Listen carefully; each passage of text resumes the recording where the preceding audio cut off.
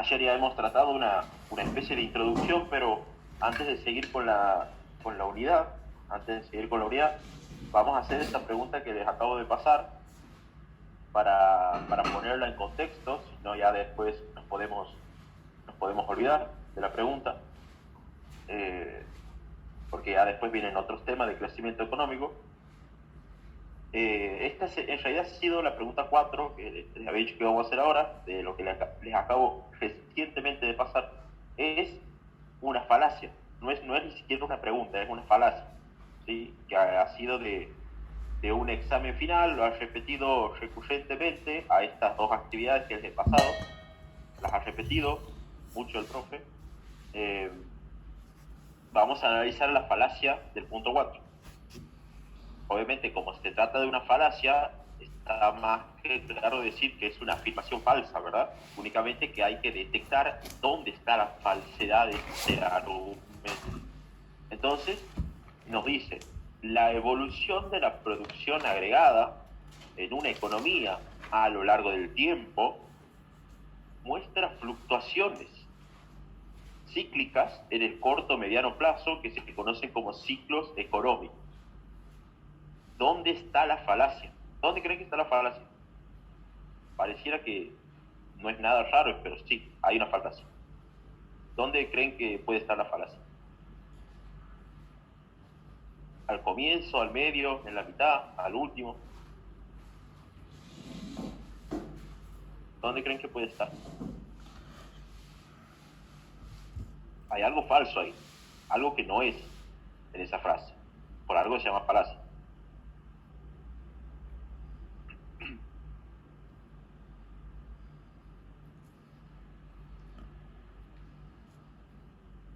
Bien. Entonces, a mí me dice evolución de producción agregada. Bien. La producción agregada es lo mismo que el profe me diga oferta agregada, ¿verdad? No, yo diría que está al principio, ¿sí? Al principio.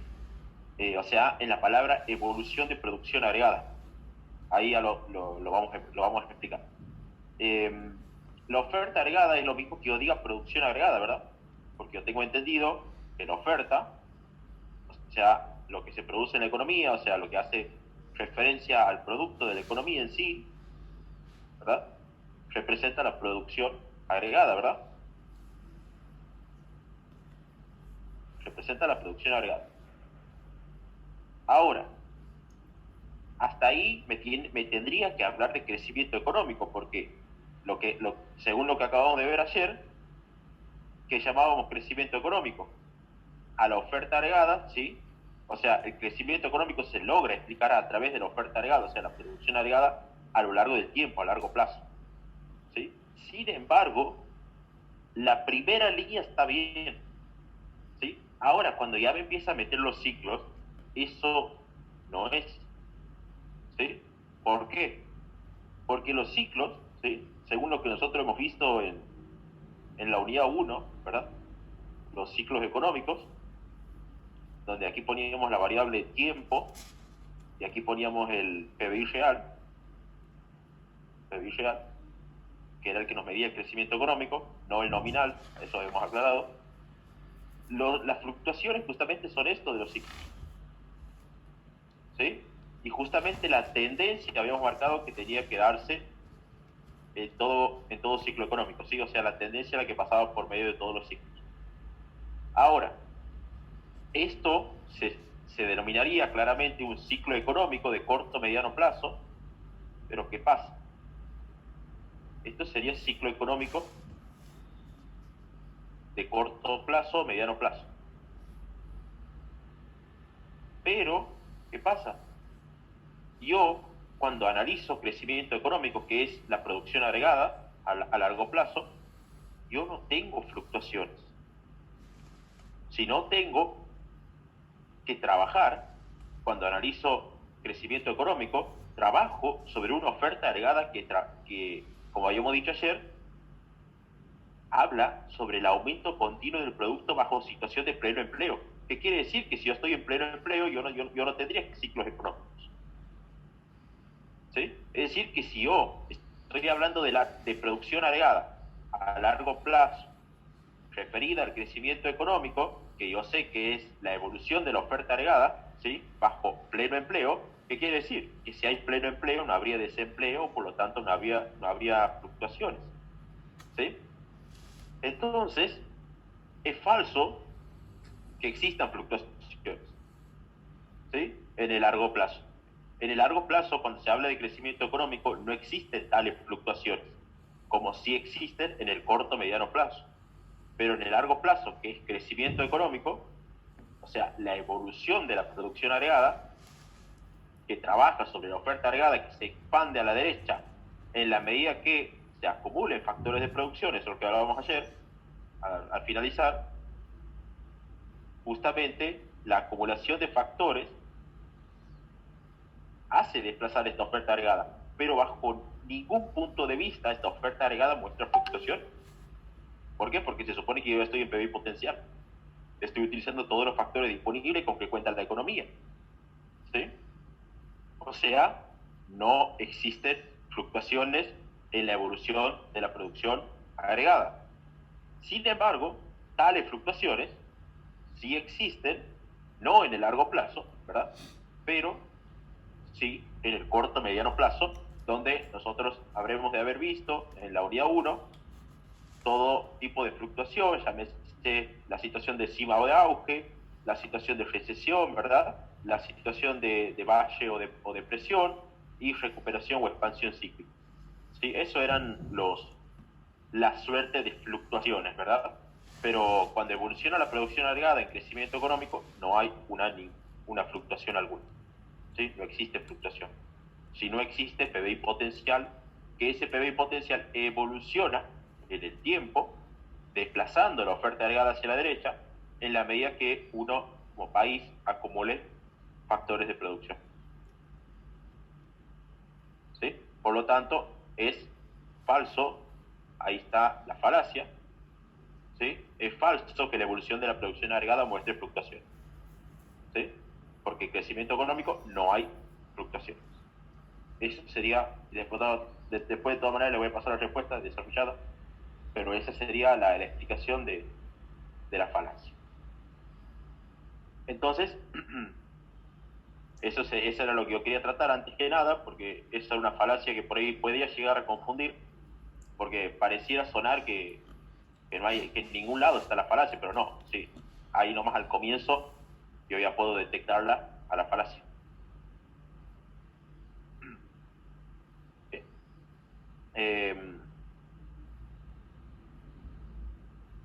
A ver, ¿por qué es importante estudiar crecimiento económico?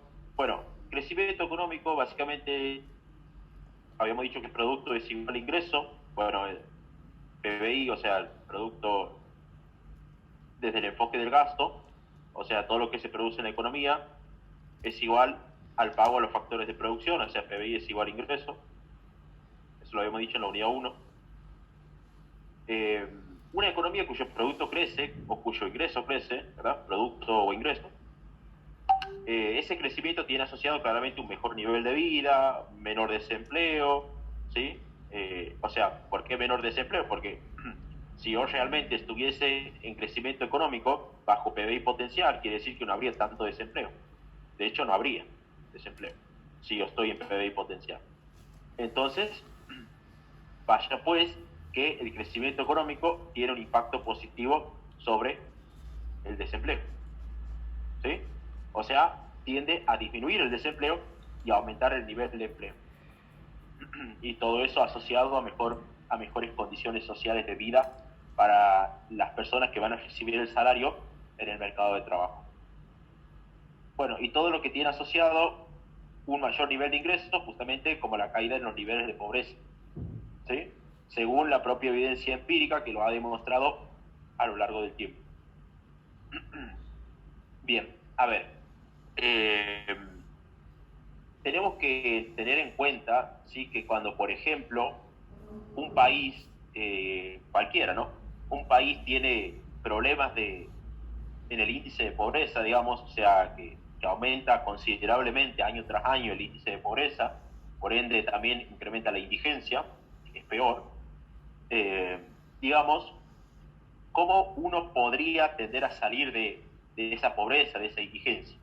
Bueno, la propia evidencia empírica, o sea, el propio estudio del crecimiento económico a lo largo de todos los años, ¿sí?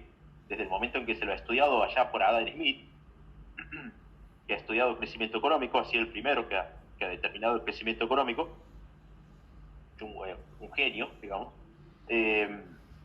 obviamente se tiene que, obviamente antes de que no se conozca el crecimiento económico, por ejemplo, desde el año 0 al 1800 aproximadamente, hay un estudio, ¿sí?, en donde se determina que el PBI per cápita, esto lo ha estudiado una economista mujer, no me acuerdo cómo se llamaba, en un informe un día había salido, donde ella misma había estudiado que desde el año 0 al 1800 aproximadamente, el PBI per cápita, ¿sí?, del mundo, ¿sí?, se mantenía relativamente constante, o sea, era una línea constante, algo así como lo que acabo de dibujar. Esto era el PBI per cápita del año 0 al 1800. Quiere decir que, a ver, si se ha tenido un pequeño salto después del descubrimiento de América, se dice, pero si no, ha sido un PBI per cápita totalmente horizontal, o sea, constante desde el año 0 al 1800. Se dice, ¿sí?, que desde el momento en que se descubre el capitalismo de libre empresa, ¿sí?, es increíble cómo esto empieza a tomar presencia. Es decir, esto empieza a tomar algo así como que empieza a crecer y se vuelve así como un palo de hockey. O sea, es increíble la forma a través de la cual, a través de la invención del capitalismo de libre empresa, se ha empezado a tomar medidas para generar ese crecimiento económico. ¿Sí? Obviamente eso después ha sido estudiado por Adam Smith y después los de la escuela clásica lo han seguido profundizando. En ese sentido, ¿qué es lo que demuestra la evidencia empírica a lo largo de todo este tiempo? Que del año 0 al 1800 la pobreza era enorme, ¿sí? Llegado el capitalismo de libre empresa, ¿sí?, a la región, claramente ese índice de pobreza empezó a disminuir, ¿sí? ¿Por qué? Porque se empezaba a crecer en términos per cápita, ¿sí?, así como lo que acabamos de ver ahora. Entonces, ese crecimiento, ¿sí?, exponencial, digamos, dado que no se crecía desde el año 0 al 1800, un crecimiento, digamos, que se había determinado a partir de ese tiempo, dio a conocer que a través del mismo se lograban caídas en el índice de pobreza. Quiere decir que el crecimiento económico es, según la evidencia empírica, la única herramienta que cuenta todo país para salir del crecimiento económico. Para salir de la pobreza. ¿Sí? Es la única herramienta que cuenta todo país para salir de la pobreza. A ver, por otro lado, por ejemplo, uno también puede decir, ¿qué es lo que hacen los gobiernos para reducir la desigualdad, se llama eso? Los gobiernos hacen lo que se llama redistribución del ingreso, ¿sí? Eso es lo que veíamos, por ejemplo, allá por finanzas, ¿sí?, de lo que hablábamos cuando veíamos la curva de Lorenz con el índice de Gini. Nosotros veíamos, ¿sí?, que justamente la redistribución del ingreso, esto de aplicar impuestos altos a los más ricos para redistribuir a los pobres, digamos, eso es una medida que, si bien uno podría pensar que tiende a eliminar la pobreza, no la elimina, ¿sí? La redistribución del ingreso es una medida que, si bien ayuda a los pobres, ¿por qué no? Ayuda, pero no la elimina la pobreza, ¿sí? Entonces, no es una medida eficiente la redistribución del ingreso para eliminar el índice de pobreza, porque claramente no lo elimina. Sí ayuda a los pobres, pero no lo elimina, no elimina la pobreza. Entonces, lo único que va a eliminar la pobreza, ¿sí?, es el crecimiento económico, ¿sí? Es lo único. Entonces, ¿cómo se logra el crecimiento económico? A través de la acumulación de factores. Quiere decir, a través de la oferta agregada de la economía. Entonces, a partir de ese de esa forma, a través de la cual la economía empieza a acumular factores, obviamente va a empezar a crecer. ¿Sí? Ya vamos a ver cómo se da esa acumulación de factores cuando hablemos de términos per cápita, que eso ahí se pone más interesante el crecimiento económico, pero mientras tanto tenemos que remitirnos a lo que es la introducción. Ya vamos a poner un ejemplo para ver, por ejemplo, la convergencia que pueden tener países pobres para convertirse en países ricos también. ¿Sí? ¿Por qué? Porque un país puede arrancar siendo pobre. ¿Por qué no? Pero podría llegar a alcanzar un rico. Obviamente ese proceso de convergencia no es de una gestión de gobierno, no es de 2 gestiones de gobierno. Claramente algunas veces los procesos de convergencia llevan más de 100 años, algunas veces hasta 100 años inclusive, o menos, según cómo se tomen las medidas. Pero en definitiva todo el proceso trae aparejado buenas condiciones sociales, entre ellos la reducción de la pobreza.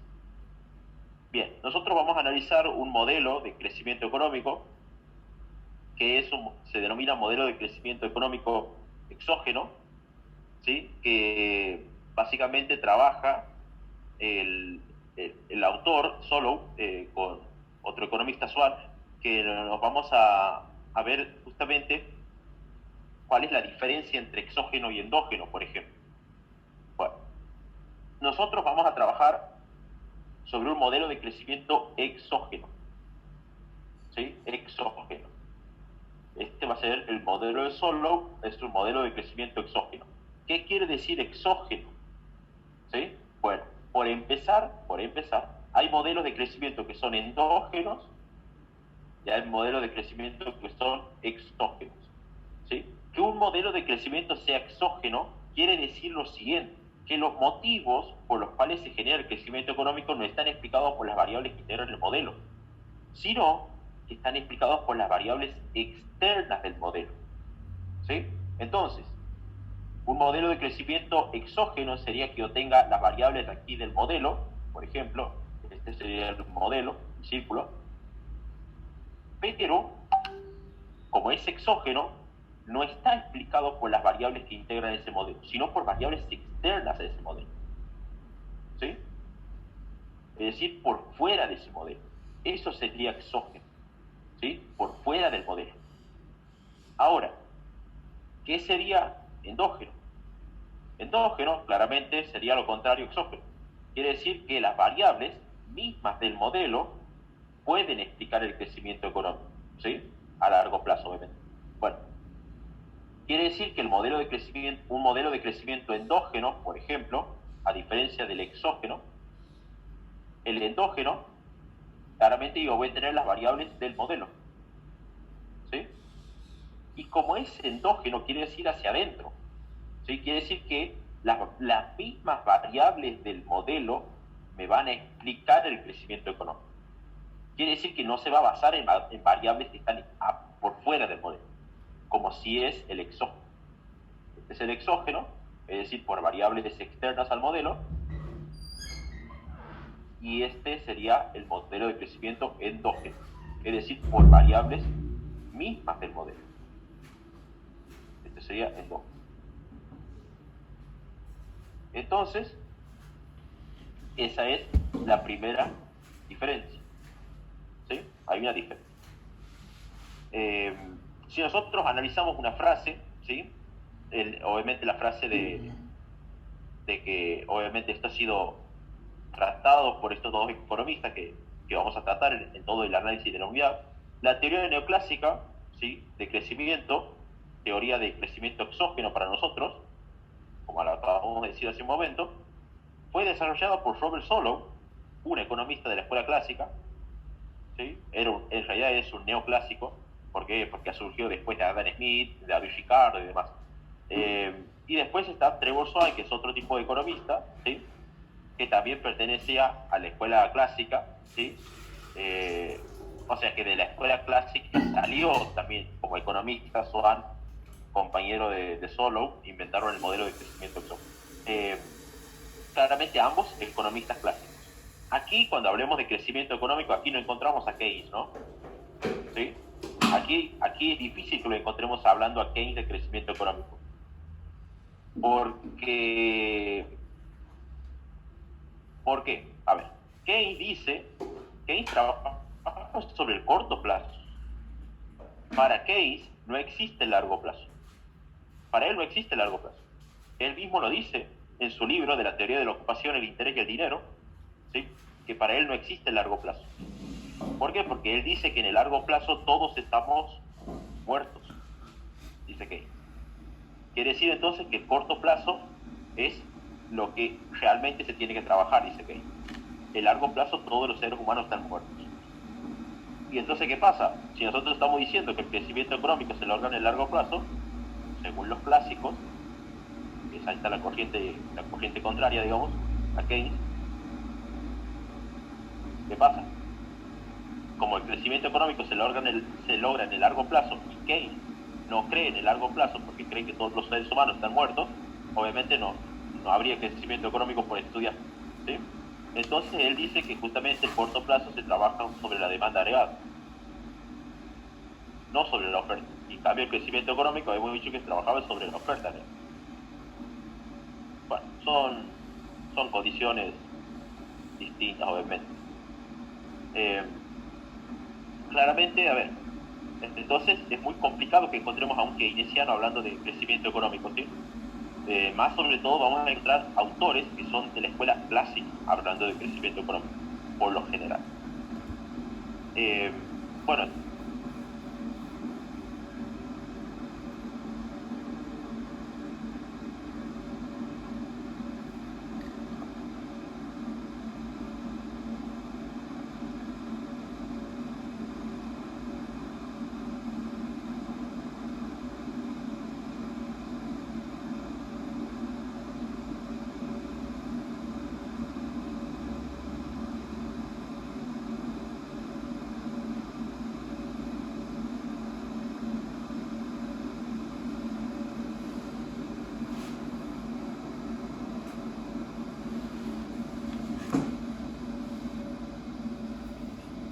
Profe, disculpe, no se escucha.